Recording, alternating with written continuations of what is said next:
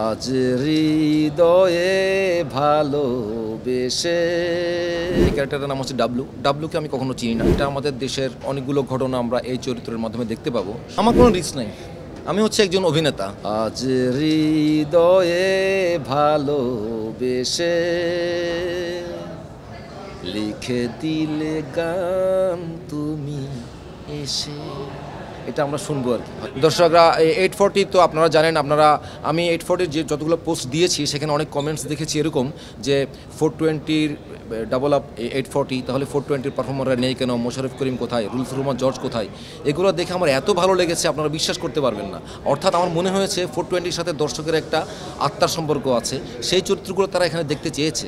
এমন নয় যে আমাকে অপছন্দ করে, আমাকে ঘৃণা করে ওনাদের কথা বলছে। এই জিনিসটা আমার খুব ভালো লেগেছে। আমার কোনো রিস্ক নেই, আমি হচ্ছে একজন অভিনেতা, আমার কিসের রিস্ক। এই চরিত্রটা একজন রাজনীতিবিদের চরিত্র, একটা শহরের মেয়র। মানুষ তো আসলে ভালো মন্দ মিলিয়ে মানুষ।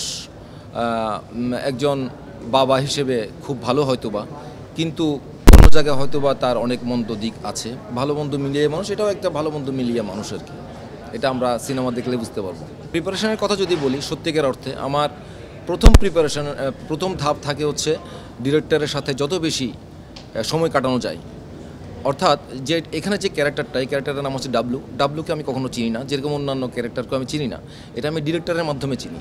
তো ডিরেক্টরের সাথে আমি যত বেশি সময় কাটাতে পারবো, ডিরেক্টর তত বেশি ওই ক্যারেক্টার আমার ভেতরে মানে দেওয়ার চেষ্টা করতে পারেন, সুযোগ পাবেন। আমিও সুযোগ পাবো ওই চরিত্র সম্পর্কে আরও বেশি জানার জন্য।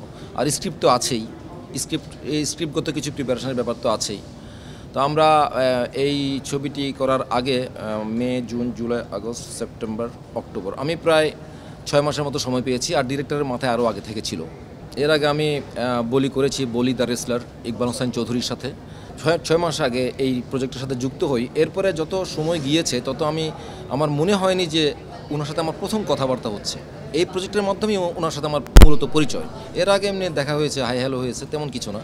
কিন্তু পরিচয় হওয়ার পর থেকে আমার মনে হয় না যে একটা মানুষের সাথে নতুনভাবে পরিচিত হলাম। আমার মনে হয়েছে যে ওনাকে হয়তো আমি অনেক দিন ধরে চিনি, কারণ উনি ওনার চরিত্রগুলিকে নিয়ে খেলেন। উনি অনেক দিন ধরে কাজ করছেন, উনি অনেক পারফর্মারের সাথে কাজ করেছেন, পারফর্মারদের বিট বোঝেন, সব কিছু বোঝেন।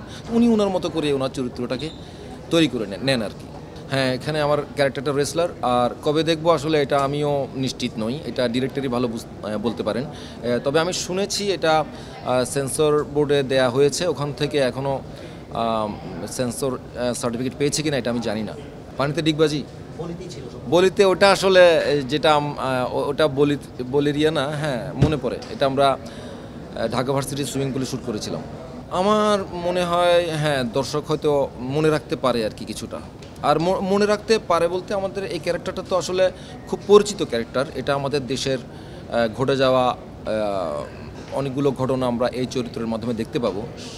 সেহেতু দর্শকরা অবশ্যই অনেক কানেক্ট করতে পারবেন। আর কানেক্ট করতে পারলে অন্তত কিছুদিন তো হয়তো দর্শকের মনে থাকা যাবে আর কি, বাকিটা ভবিষ্যৎ বলবে।